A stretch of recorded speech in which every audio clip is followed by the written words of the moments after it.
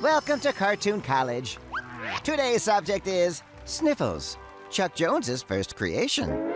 After years as an animator, Chuck Jones was elevated to director of Warner Brothers Cartoons in 1938. His debut cartoon introduced us to a cute little cat named Tommy. Hey, I'm supposed to be the night watchman here, remember? Get going! A character who morphed into an even cuter character, a mouse called Sniffles, so named due to having a cold in his first cartoon.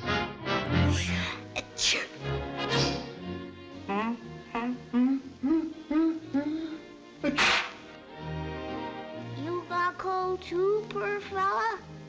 Yeah, that's what you got, all right, a cold. Margaret Hill Talbot provided Sniffles, Sniffles, and the rest of his voice as well.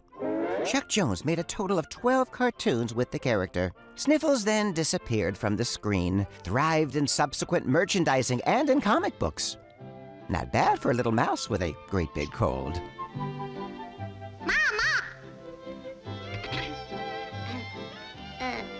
Squeak.